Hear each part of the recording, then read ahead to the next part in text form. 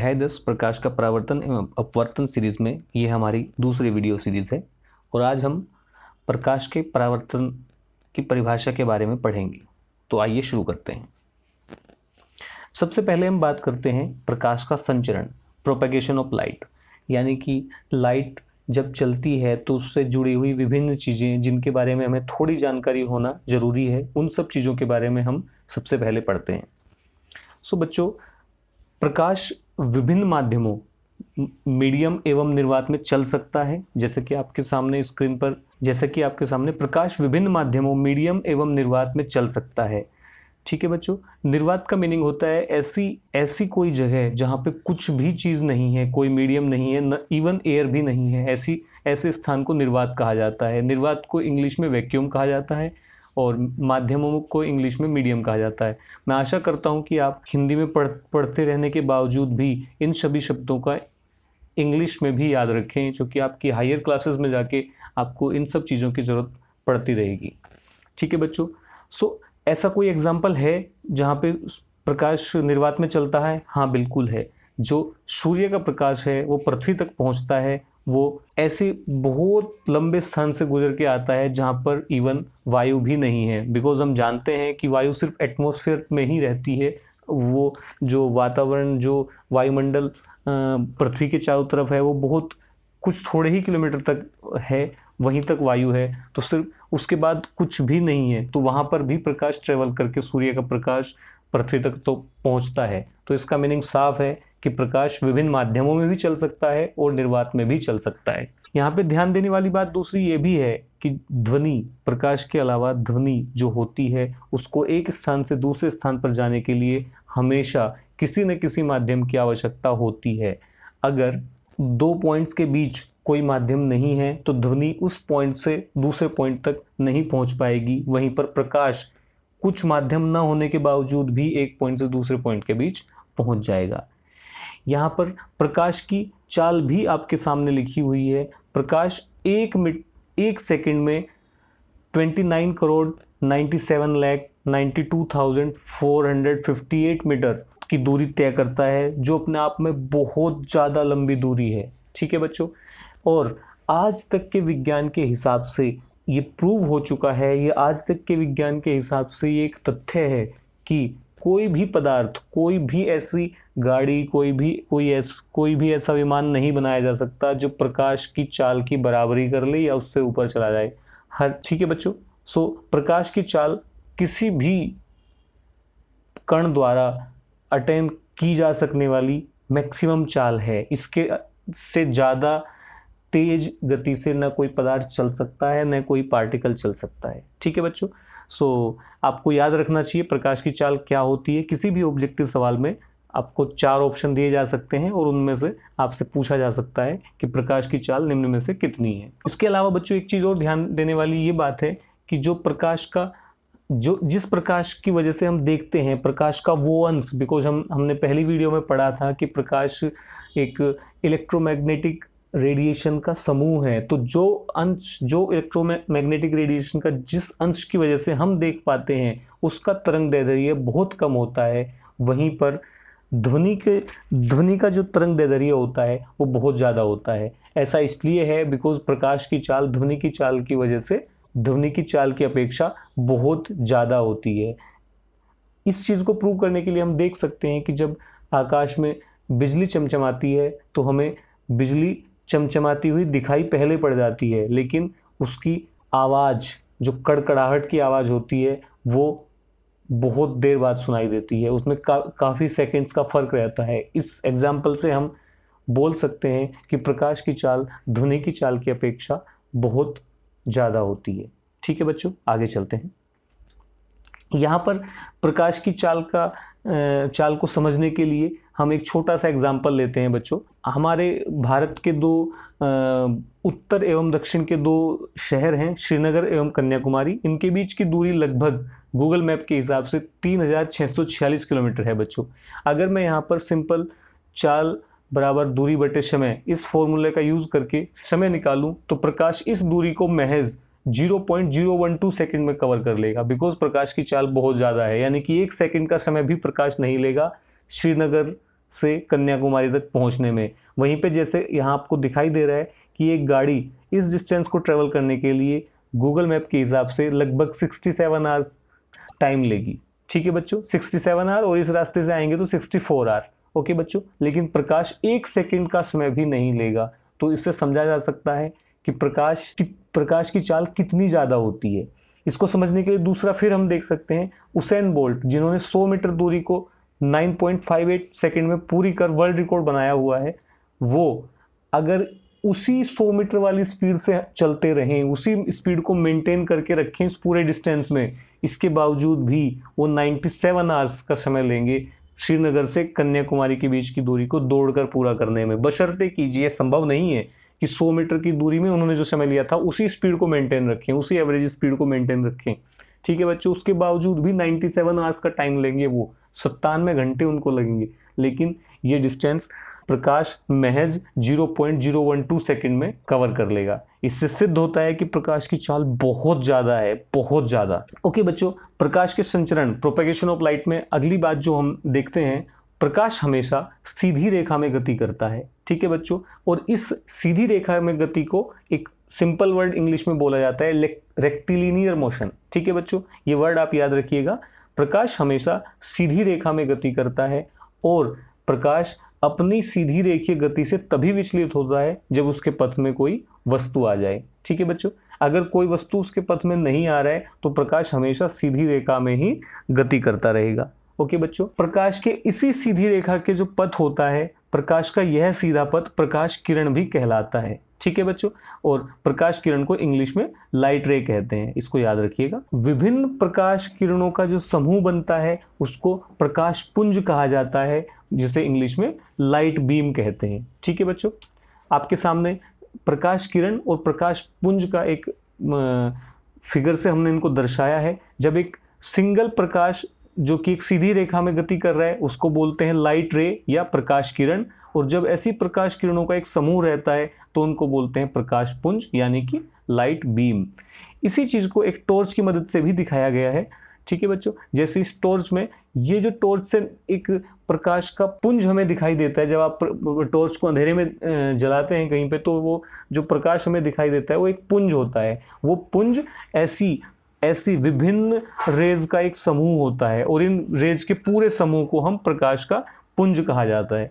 ठीक है बच्चों, आपने व्हीकल में भी देखा होगा, ये लिखा रहता है कि अपनी लाइट बीम्स को नीचे रखें। ठीक है बच्चों, यानी कि जो वो प्रकाश का पुंज निकल के आता है वो दूसरे ड्राइवर को परेशान करता है, इसलिए ऐसा ट्रैफिक एडवाइजरी गवर्नमेंट बार बार देती है कि प्रकाश पुंज को नीचे रखें, यानी कि वो जो प्रकाश किरणों का समूह है उसकी डायरेक्शन को नीचे रखें, जिससे कि सामने वाले ड्राइवर को कोई दिक्कत ना हो। तो यहाँ से मेरे हिसाब से हम प्रकाश किरण और प्रकाश पुंज में अंतर समझ गए हैं। प्रकाश किरण प्रकाश की सिंगल एक किरण है जो एक सीधी रेखा में गति करने वाली है, और प्रकाश पुंज विभिन्न प्रकाश किरणों का एक समूह है। इसके अलावा यहाँ पर प्रकाश संचरण में एक और चीज़ देखने वाली बात यह है, हमने अभी पढ़ा था कि प्रकाश निर्वात में भी गति कर सकता है, ध्वनि निर्वात में गति नहीं कर सकती है, लेकिन इसके साथ ही साथ प्रकाश विभिन्न माध्यमों में भी गति कर सकता है। ठीक है बच्चों, हम सारे ही माध्यमों को 3 प्रकार से डिवाइड कर सकते हैं। सबसे पहले होते हैं पारदर्शी माध्यम, उसके बाद होते हैं अपारदर्शी माध्यम, और उसके बाद होते हैं अर्धपारदर्शी माध्यम। पारदर्शी माध्यमों को ट्रांसपेरेंट बोला जाता है, पारदर्शी को ओपेक बोला जाता है, और अर्धपारदर्शी माध्यमों को ट्रांसलूसेंट बोला जाता है। ठीक है बच्चों, सबसे पहले पढ़ते हैं पारदर्शी माध्यम। ऐसे माध्यम जिनमें प्रकाश निर्बाध रूप से गति कर सकता हो, यानी कि उसमें बिना रोक टोक के गति कर सकता है। ठीक है, इजीली ट्रेवल कर सकता है उनके बीच से, तो ऐसे माध्यमों को ट्रांसपेरेंट कहा जाता है। हम ट्रांसपेरेंट माध्यम के आर पार देख सकते हैं। ठीक है बच्चों, ऐसे माध्यम जिनमें प्रकाश गति न कर सकता हो, जिन माध्यमों को प्रकाश पार न कर सकता हो, उनको अपारदर्शी माध्यम कहा जाता है, और हम अपारदर्शी माध्यमों के आर पार नहीं देख सकते हैं। इसके अलावा अब तीसरी चीज है अर्धपारदर्शी माध्यम। ऐसे माध्यम जिनमें प्रकाश कुछ दूरी तो तय करता है लेकिन प्रकाश की तीव्रता धीमे धीमे कम होती जाए, इनको अर्धपारदर्शी माध्यम कहते हैं। यानी कि ये जो माध्यम होते हैं ये पारदर्शी एवं अपारदर्शी के बीच की चीज होती है। ठीक है, हमें इनमें इतना अच्छा तो दिखाई नहीं देता जो पारदर्शी के बराबर कर लें, लेकिन चीज तो इसमें दिख जाती है, इसलिए ये अपारदर्शी के बराबर भी नहीं है, ये उनके बीच की चीजें होती हैं। ठीक है बच्चों, इसी चीज को हमने यहाँ पर एक फिगर के थ्रू दिखाया है। सबसे पहले आपके सामने एक कांच की खिड़की है। ये कांच पारदर्शी माध्यम है और प्रकाश किरणें इस कांच से आर पार जा सकती हैं और इसी वजह से हम कांच की खिड़की के आर पार देख सकते हैं। दूसरा यहाँ पे एक ईंट का टुकड़ा है बच्चों, इस ईंट के टुकड़े से प्रकाश किरणें आर पार नहीं जा सकती। ठीक है, जब प्रकाश किरणें इसके आर पार नहीं जा सकती तो हम ईंट के टुकड़े के आर पार नहीं देख सकते। ऐसे माध्यम को, इस ईंट के टुकड़े को हम अपारदर्शी माध्यम कहते हैं। यहाँ पे तीसरी चीज, हमने एक ग्लास पानी लिया हुआ है और उसमें हमने बहुत कम मात्रा में मिट्टी मिला दी है। इस मिट्टी मिले हुए पानी से, इस मिश्रण से कुछ प्रकाश किरणें आर पार जा सकती हैं और हम कुछ मात्रा में इसके आर पार देख भी सकते हैं। तो ये जो चीज है इसे बोलेंगे अर्धपारदर्शी माध्यम, और ये पारदर्शी एवं अपारदर्शी के बीच की चीज होगी। मुझे लगता है कि आप पारदर्शी, अपारदर्शी और अर्धपारदर्शी माध्यम के बीच में डिफरेंस समझ चुके हैं। इनमें मुख्यतः डिफरेंस प्रकाश का इन माध्यमों से आर पार जाना या ना जाना, और इनसे आर पार हम देख सकते हैं नहीं देख सकते हैं, इनके बीच मुख्य डिफरेंस होता है। और इन्हीं 2 पॉइंट्स के बेसिस पे हम इन माध्यमों को एक्सप्लेन कर सकते हैं। ठीक है, आगे चलते हैं। दूसरा टॉपिक हमारा शुरू होता है, प्रकाश का परावर्तन क्या होता है। प्रकाश के परावर्तन की डेफिनेशन आपके सामने है। यदि प्रकाश किरण यानी कि लाइट रे किसी सतह से टकराने के पश्चात पुनः उसी माध्यम में वापस चली जाती है जिसमें कि वो पहले गति कर रही हो, तो इस घटना को प्रकाश का परावर्तन कहते हैं। प्रकाश के परावर्तन को इंग्लिश में बोलते हैं रिफ्लेक्शन ऑफ लाइट। यानी कि एक प्रकाश की किरण एक माध्यम से आ रही है, वो किसी दूसरे माध्यम में आके टकराई, लेकिन टकराने के पश्चात पुनः उसी पहले वाले माध्यम में वापस चली जाती है, तो इस फिनोमिना को प्रकाश का परावर्तन कहते हैं। प्रकाश का परावर्तन को सीखने के लिए हम यहाँ पर देखते हैं बच्चों, सपोज ये एक दर्पण है और इस दर्पण को मैं एक बी माध्यम बोल देता हूं। ठीक है बच्चों, ये माध्यम बी है। ठीक है, तो बी माध्यम हमारा दर्पण है बच्चों। ठीक है बच्चों, और हमारे पास यहाँ पे ए माध्यम है और ये हमारे पास वायु है। ए माध्यम हमारा वायु है। ठीक है बच्चों, वायु। हमने प्रकाश के परावर्तन की डेफिनेशन में पढ़ा, अगर कोई प्रकाश किरण किसी माध्यम से आती हुई कोई प्रकाश किरण दूसरे माध्यम में टकराने के पश्चात उसी माध्यम में वापस चली जाए, पहले वाले माध्यम में वापस चली जाए, तो इस घटना को प्रकाश का परावर्तन कहते हैं। सपोज कोई किरण वायु से आती है, ठीक है बच्चों, दूसरे माध्यम में टकराती है और टकराने के पश्चात पुनः वायु में वापस चली जाती है, पहले वाले माध्यम में वापस चली जाती है, तो इस पूरी घटना को प्रकाश का परावर्तन कहते हैं। पहला माध्यम है वायु, प्रकाश किरण पहले वायु में थी, वो दूसरा माध्यम हमारे पास है दर्पण, दूसरे माध्यम में आके टकराई और टकराने के पश्चात पुनः पहले ही माध्यम में वापस चली गई, वायु में ही वापस चली गई, तो इसे कहते हैं प्रकाश का परावर्तन। यहाँ पे देखने वाली बात ये भी है कि लगभग सभी प्रकार के पदार्थ प्रकाश का परावर्तन करते हैं, लेकिन कुछ पदार्थ प्रकाश का कम परावर्तन करते हैं और कुछ पदार्थ प्रकाश का ज़्यादा परावर्तन करते हैं। जैसे कि हम देख सकते हैं कि हम आगे पढ़ेंगे, कोई जितना अच्छा परावर्तन करेगा कोई दर्पण, हम उसमें अपना प्रतिबिंब, समतल दर्पण की अगर मैं बात करूं तो हम उसमें अपना प्रतिबिंब उतना अच्छा देख पाएंगे। वहीं पे अगर हम एक रुके हुए पानी के ऊपर अपना फेस करें तो उसमें भी हम अपना प्रतिबिंब देख सकते हैं, लेकिन उसमें दर्पण जितना अच्छा प्रतिबिंब दिखाई नहीं पड़ता। इससे क्लियर है बच्चों कि परावर्तन दर्पण से भी होता है और परावर्तन एक रुके हुए पानी की सतह से भी होता है, लेकिन दर्पण से परावर्तन अच्छा होता है जबकि रुके हुए पानी से परावर्तन उतना अच्छा नहीं होता। तो इसलिए हम कह रहे हैं कि सभी प्रकार के पदार्थ प्रकाश का परावर्तन करते हैं, लेकिन कुछ पदार्थ ज़्यादा प्रकाश को परावर्तन करते हैं और कुछ पदार्थ प्रकाश का परावर्तन कम करते हैं। अच्छे से पॉलिश की गई सतह यानी कि वेल पॉलिश्ड सतह कम पॉलिश की गई सतह यानी कि डल सरफेस की तुलना में प्रकाश को ज़्यादा परावर्तित करती हैं। यानी कि जितनी वेल पॉलिश्ड होगी, अच्छे से पॉलिश की गई सरफेस होगी, वो प्रकाश को ज़्यादा परावर्तित करेगी, और कम पॉलिश सरफेस होगी, जो डल सरफेस होगी, वो प्रकाश को कम परावर्तित करेगी। इसके अलावा अब दूसरी चीज़ जो हमें पढ़नी है, सामान्य उपयोग में आने वाले दर्पण को कैसे बनाते हैं। ऐसा कुछ आपसे ऑब्जेक्टिव में पूछा जा सकता है, इसलिए आपको थोड़ा सा इसके बारे में जानकारी होनी जरूरी है। दर्पण बनाने के लिए एक कांच का टुकड़ा लिया जाता है और उसके पीछे चांदी की एक परत, चांदी एक धातु होता है बच्चों, उसकी एक परत उसके पीछे लगा दी जाती है। ठीक है, चांदी इसलिए लगाई जाती है क्योंकि इसकी जो रिफ्लेक्टिविटी है, यानी कि ये सबसे अच्छा परावर्तन करता है लाइट का, बाकी धातु के कंपैरिजन में ये सबसे अच्छा परावर्तन करता है, तो इसलिए चांदी की परत उसके ऊपर लगा दी जाती है, उसकी एक सतह पे चांदी की परत लगा दी जाती है। ठीक है बच्चों, लेकिन इसमें एक दिक्कत भी है। दिक्कत क्या है? चांदी बहुत आसानी से खरोंचा जा सकता है बच्चों, उसको स्क्रैच बहुत जल्दी किया जा सकता है, नाखून से उसको स्क्रैच करेंगे तो वो उतर जाएगा। तो अब ऐसी कोटिंग लगाने से क्या फ़ायदा जब उसको जल्दी जल्दी स्क्रैच किया जाए। तो उसकी प्रोटेक्शन के लिए उस चांदी की परत के ऊपर सामान्य दर्पणों में चांदी को खरोंचे जाने से बचाने के लिए एक लाल पेंट, रेड पेंट की एक परत चांदी की कोटिंग के ऊपर चढ़ा दी जाती है। जो आपके घर में दर्पण है, अगर आपने कभी ध्यान दिया हो तो उसके पीछे आपको दिखाई पड़ेगा कि एक लाल रंग की परत उसके पीछे लगी रहती है, उसके नीचे चांदी की परत रहती है। आजकल के ज़माने में एल्यूमिनियम का प्रयोग भी चांदी की कोटिंग के स्थान पर सस्ता होने की वजह से होने लगा है। ठीक है बच्चों, चांदी की कोटिंग महंगी पड़ती है, एल्यूमिनियम की कोटिंग सस्ती पड़ती है, तो इसलिए एल्यूमिनियम का प्रयोग भी होने लगा है। लेकिन अगर कोई पूछे सबसे अच्छी रिफ्लेक्टिविटी यानी कि परावर्तनीयता, यानी कि सबसे अच्छा कौन है परावर्तन करने के लिए, तो चांदी है। सस्ता कौन है, तो एल्यूमिनियम है। ठीक है बच्चों, लाल पेंट का क्या काम है? लाल पेंट का काम परावर्तन तो चांदी या एल्यूमिनियम ही करेगा, लाल पेंट सिर्फ उस कोटिंग को, जो चांदी एल्यूमिनियम की कोटिंग है, उसको बचाने का काम करेगा। ये एक कांच का टुकड़ा है, पारदर्शी।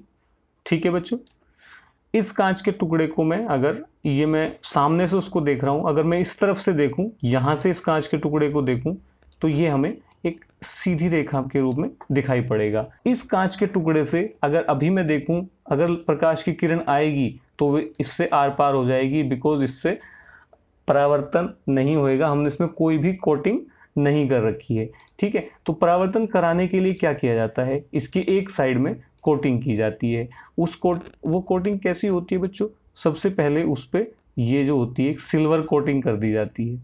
ठीक है बच्चों, चांदी की परत चढ़ा दी जाती है। ठीक, और बिकॉज हमने अभी पढ़ा था कि ये जो चांदी की परत होती है, इसको खरोंचना बहुत आसान होता है। ठीक है, तो इसको स्क्रैच ना करे इसको कोई, इससे बचाने के लिए इसके ऊपर फिर से एक रेड कलर का पेंट लगा दिया जाता है। ओके बच्चों, अब ये पारदर्शी कांच दर्पण में बदल जाता है। अब कोई प्रकाश किरण अगर इसके ऊपर आएगी, तो टकराने के पश्चात वापस चली जाएगी, बिकॉज अब इसका ये जो रास्ता था ये बंद कर दिया गया है। रास्ता बंद किस चीज़ से किया है? एक चांदी की परत है और उस चांदी की परत के ऊपर एक लाल रंग का पेंट कर दिया है, चांदी की परत की सुरक्षा को बनाए रखने के लिए। चांदी की परत के बजाय एल्यूमिनियम मेटल भी यूज़ कर लिया जाता है, बिकॉज वो चांदी की परत के कंपैरिजन में थोड़ा सस्ता होता है। अब हम देखते हैं बच्चों, दर्पण को दर्शाया कैसे जाता है। रिप्रेजेंटेशन ऑफ मिरर, हम पढ़ते हुए बार बार एक पूरे दर्पण को तो बना नहीं सकते, तो उसको दर्शाया कैसे जाता है।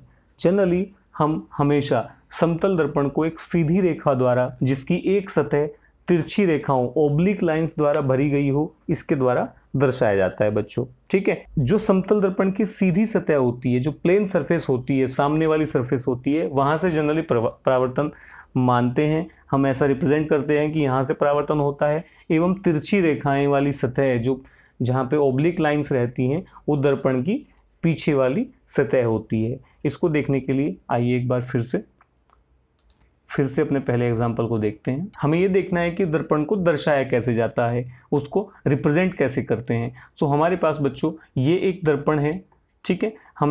ये हमारे पास एक कांच का टुकड़ा था। इसको दर्पण कैसे बनाया जाता है? इसको दर्पण बनाने के लिए इस पे एक चांदी की परत चढ़ाई जाती है। उस चांदी की परत के ऊपर एक उसकी प्रोटेक्शन के लिए एक रेड कलर का पेंट लगा दिया जाता है। तो पढ़ाई करते हुए इनको दर्शाते कैसे हैं बच्चों? इनको दर्शाने के लिए हमने बोला है कि एक सीधी रेखा से दर्पण को दर्शाया जाता है, और इसकी जो पेंटेड सरफेस होती है उसको ओब्लिक लाइन, इस तरह की लाइंस, ओब्लिक लाइंस, ओब्लिक मतलब तिरछी लाइन, इन तिरछी लाइन से उसको दर्शाते हैं। इसकी जो सामने वाली सतह है, जो प्लेन सरफेस है, यहाँ से परावर्तन होता है ऐसा हम मानते हैं, ठीक है बच्चों। इस तरफ से परावर्तन होता है, और ये जो सतह है बैक वाली जहाँ पे ओब्लिक लाइंस हैं, इस सतह को दर्पण की पीछे वाली सतह बोला जाता है, ठीक है बच्चों।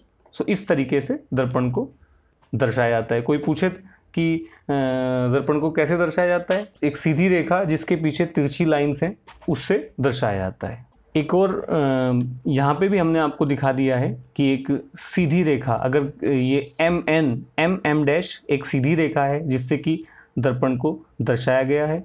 इसके पीछे इस तरफ, ये देखिए इस तरफ, ये हमने तिरछी रेखाएं हैं, ये दर्पण की बैक साइड है, और सामने एक प्लेन सरफेस है, ये दर्पण की फ्रंट साइड है। दर्पण की फ्रंट साइड से ही हम मानते हैं कि परावर्तन होता है, और ये जो तिरछी लाइन वाली जो सतह है ये दर्पण की बैक साइड होती है। इसके साथ ही हम आज की वीडियो को यहीं पे समाप्त करते हैं। आशा है हमने जो बताना चाहे वो आपको समझ में आया होगा। धन्यवाद।